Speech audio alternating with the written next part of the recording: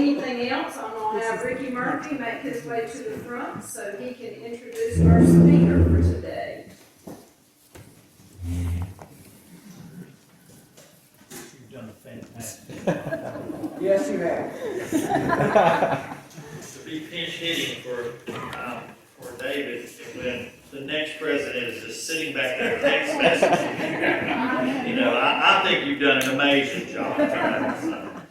Oh, he's buttering me up. Yeah, he's hiding behind the mask. Today, I was tasked with finding a program, and I knew most of you didn't want to hear me, so I said that. He always has that, for David Snap's sake, I had to say something about NC State not winning or something like that. Anyway, but I love you, Roger, either way. But so I thought we'd get a little more global perspective today, and I've asked Jill Cox. Jill Cox is the president and CEO of Communities and Schools of North Carolina. And we're thrilled at Communities and Schools to have her leadership. She's wonderful. She really is. I would say that to her face, as I just did. I've said it many times behind her back, too. But she has like 20 plus years of working in this kind of field with the nonprofit leadership and public relations. She's worked with the North Carolina General Assembly, with the Congress. She's also worked with NC State government, United Way, and now she has landed with us at Communities and Schools of North Carolina. She was born in Columbus, Texas, graduated from, nobody's going to applaud for this one, Texas State University. Anybody from there? Oh, there it is, right there. You can never find somebody that didn't go somewhere. There you go. So, and the mother of two wonderful children. So help me give a warm Rotarian welcome to Miss Jill Cox.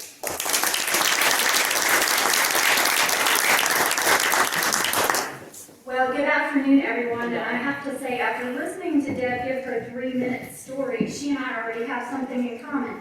Her mama wouldn't look at her when she was born, and when I was born, I was the 6th child of my mama, and she had 5 boys already. And the doctor looked at her and said, "Gwen, it's another boy."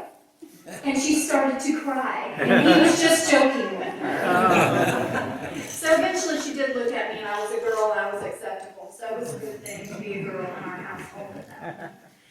Ricky, thank you for inviting me to join you all today, and thank you to our former CIS executive directors who are here and who have led the organization as well. We have the current with Ricky and the past with Judy and with Mary Jane. So thanks to both of you for the work that you've done for children in the community.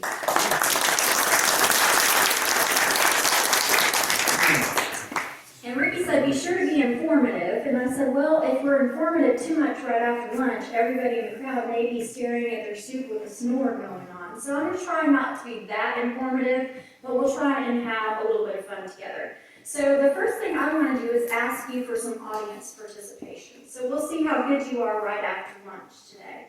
So think back to your school days and remember who was the teacher, maybe even an administrator, maybe it was even a janitor, who knows, who had a huge impact on you. And I would love to hear a couple of people give an example of the person from their school years that had a huge impact on them and why. So let's see if we can find a couple of after-lunch volunteers who are willing to step into this space and share a little of your own personal story. Don't everybody jump up at once. Oh, I saw a hand in the back, I think, with this gentleman right here. Yes, you. Mm-hmm. Oh, he didn't volunteer. He just waved at me from the back. Okay. Oh, Larry McAlpin, who was the assistant principal at Ledford, but he was also the history teacher. He was just a wonderful teacher. Everything was by the book, by the rules. I loved Larry McAlpin. Super, thank you for sharing. Larry McAlpin, history teacher and administrator. Yes, sir. And I was at Garner Senior High School, and there was a group of us that were supposedly college-bound kids, and we're all going through together. Well, we hit Mrs. Watson's class, and she figured out we weren't going nowhere to be prepared. She left grade history. Remember she had a history book laying on her desk, and she got up there the first day and slammed her hand down on it. She said, by Christmas, Kennedy will be dead. And we had never finished even half of a book before in school. So that meant we were going to have to read that whole thing. We finished that book and then went on to all kinds of things. And by the time we got out of her class, we were prepared. I look back on it then, that's how college was going to be. So she made a tremendous impact, not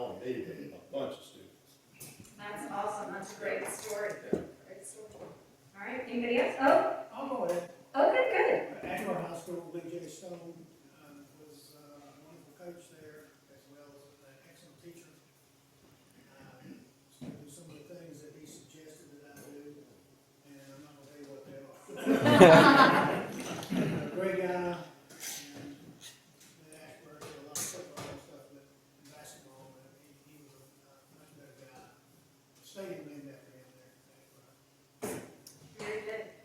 All right, is there anyone else? Because I don't want to leave you out if you want to share. Okay, one more, great. Miss Tice that taught chemistry and physics in Thomasville. Several of us went down to North Carolina State. She was great. She knew what she was talking about. She did a great job teaching.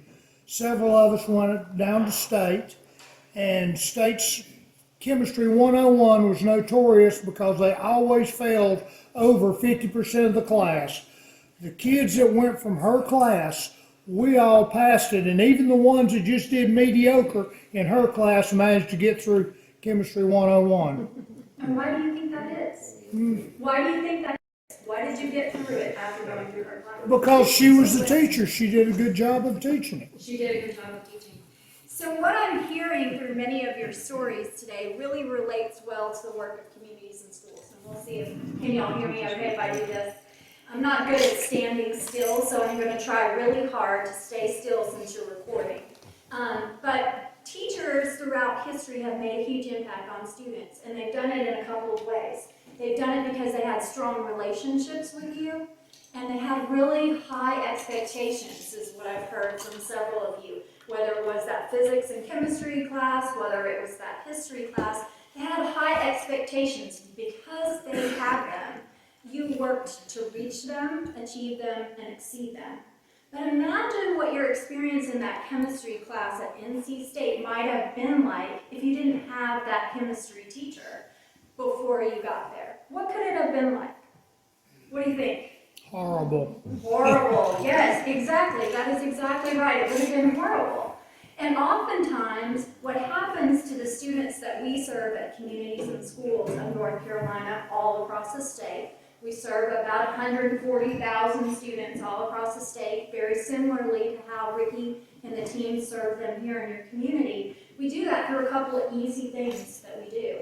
And it's foundational work. We build relationships with students, because when you have a relationship with students, they have an immediate accountability with you, just like your teachers did that you did so well for. You had accountability with them, so you showed up for them, you did the hard work, you leaned in, and then you got to college and you excelled because you did that.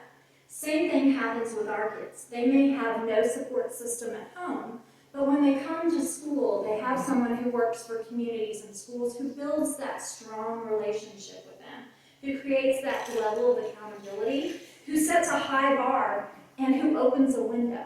And when I say opens a window, many of our students who come from lower income homes have never seen or thought about the possibility of going to NC State, or maybe UNC for those of you who go blue instead of red, or Duke if you go deep blue instead of the other colors.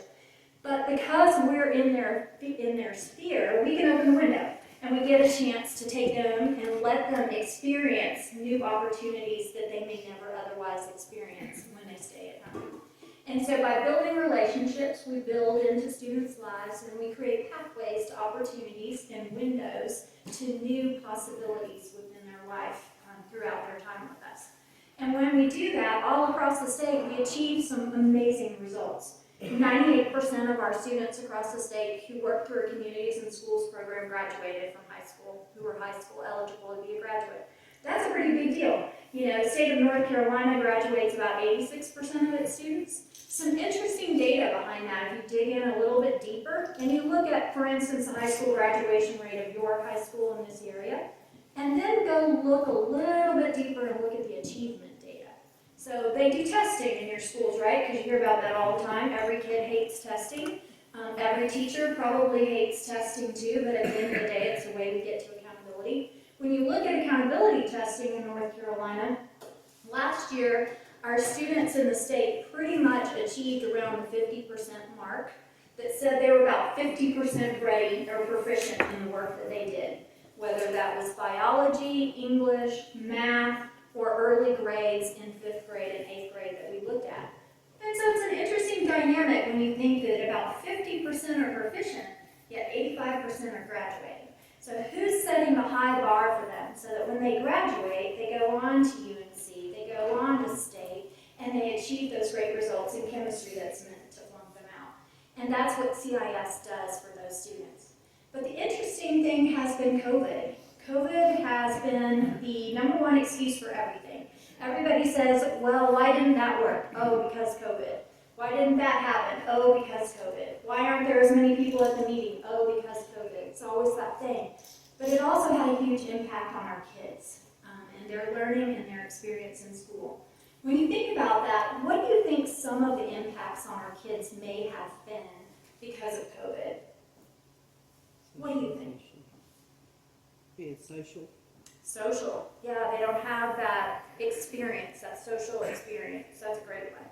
What else? Retention, learning, Yep. consistency. Learning, consistency, and retention. Yes. How many teachers do you think ever learned how to teach online before COVID happened? Very, very few knew how to teach online before COVID happened. So this is a whole new experience for them, plus the kids who've never been online to do a class online, whole new experience for them. What other impacts do you think COVID may have had for our kids? Yes, access to technology was a huge one right out the gate. A lot of our kids didn't have computers or devices at home where they could even access remote learning if it was available for them. So that was a big one. Anything else come to mind? Abuse. That's a really great one. So let me tell you a story about that one. So some of the things that we do some days are heartbreaking and other days are heart-filling, right? Just like with any job that you do in the world. But our staff are trained to work inside of a school environment, just like teachers are. So they don't necessarily see and experience what happens at home quite the same way, except by what the student shares with them about what's going on at home. And we had a staff member who was on a Zoom call with a student, was working through some assignments that they were late on, trying to help them do some catch-up work so that they could stay with their class and progress forward. And they had a parent or a caregiver who came into the room and abused the student on camera in front of our staff. And these were some of the stories we were hearing every day coming in from our staff all across the state. Because not only were students not prepared to learn at home, and teachers not prepared to teach on camera, parents and families weren't prepared to be stuck at home either. And parents weren't prepared to become teachers. And so the frustration levels were growing in every corner of the environment throughout COVID. So we had the social experiences. And let's talk about what's happening with the social experiences now. Because students didn't have the ability to engage and grow their social skills during COVID, the result of that was when they came back to school after COVID, they had to figure out how to get along all over again. And now as a result of that, you're seeing news headlines all over the place on the regular about violence in schools, about incidences of firearms coming to school, about all kinds of different things because students are trying to once again figure out how do I engage with other people in a meaningful way. So our teams are working really hard in this behavior space to help students remember how to have positive behavior so they can engage effectively with their classroom teacher as well as with their peers in their school. And then somebody also said learning loss. So when students went home and teachers went to remote learning and students went to remote learning and we figured out how to bridge the digital divide and get them devices in their homes so they could actually access all of that learning, then we had to do catch-up work and we didn't know necessarily how well to do that online.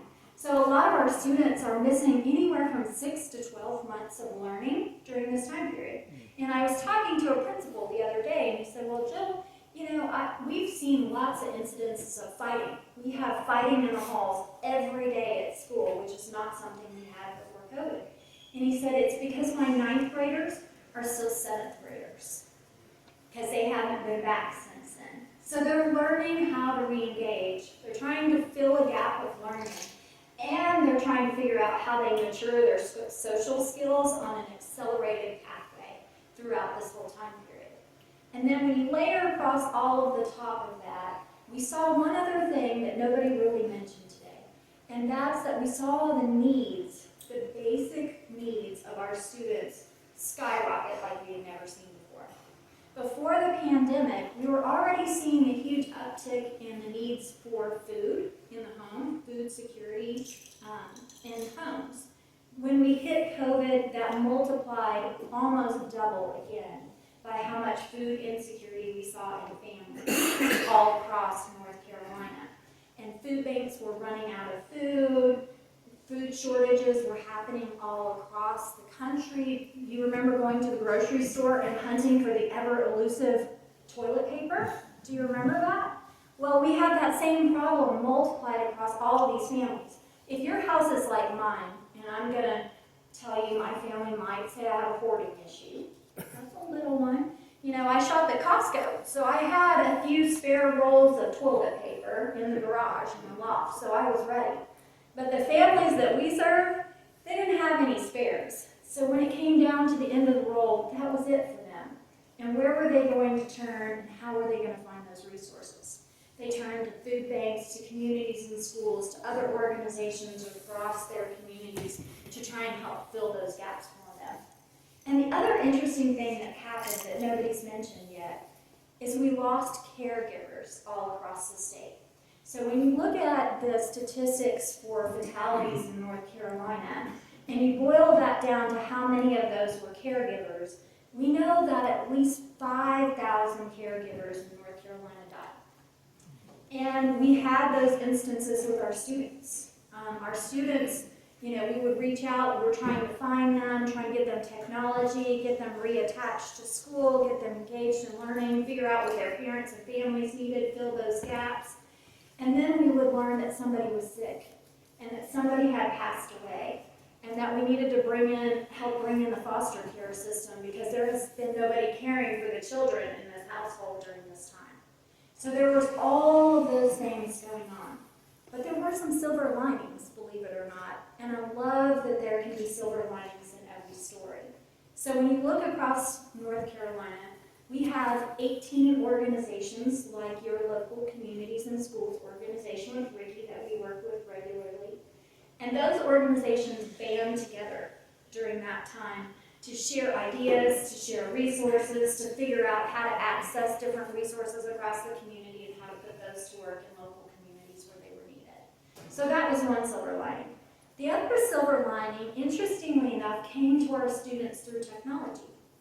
Because once you got technology into the home and they could access it, now you could open a window in a new and different way than you ever did before. Because before we couldn't take them all on college trips because it was very costly to put everybody on a bus, take them on a college trip, do all the things, and we could do that with some students every year. But now we can take everybody on a college tour virtually to many schools all across North Carolina, and we could open all sorts of windows. And we could expose them to all sorts of careers. So our high school students are trying to figure out what their path forward looks like, and they're trying to get excitement about careers. And we could finally bring careers into the classroom in a way that was easy for folks like you, and easy for our students to access, because we could bring you in on the Zoom box, not to be confused with the 80s boom box. But we could bring you in on the Zoom box, and you could have a chance to tell students about what you do every day, and we could expose them to careers all across North Carolina so that they could see the possibilities and open the windows for the things that they could do. So those were just a few of our looks at the COVID kids that we had during our time together. And COVID's not over yet, so our story continues. And we need folks like all of you to be able to help us write that story well for the kids that are experiencing this time right now. A lot of the kids have never been to a regular graduation. They graduated in a drive-by ceremony, and then they went on to their next step with no pomp, circumstance, or fanfare. But they can be successful. Every one of our kids can be successful, and they all have brilliance and bright lights behind their eyes. And you, folks like you in the community, Rotarians, others in the community, can help us light those fires. You have the ability to lean in and volunteer and support your community. You have the ability to pick up Ricky's flyer off of your table to today and help and show up at this event, which makes it possible to feed tons of food every week to students and families who drive through and pick up food from Ricky's organization, to be able to fill that hunger need for those families who still have that. And you have the ability to lean in and open your doors and help kids experience the careers that you've had, so they can see the lights and the possibilities of where they can go in the future, because you are part of their story. So I just want to thank you. I know that you all have a heart of community service. I appreciate you staying awake, nodding along, and responding as we've gone today. And y'all can give Ricky feedback separately if you need him to do a better job on his program people in the future. But I hope that you will stay engaged. We need you, and our children need you. And this generation particularly needs you, because COVID has taken a lot from them. And from those who have taken a lot, much needs to be given so that they can fill those gaps and move forward successfully. So thanks to each of you today. It was great being with you.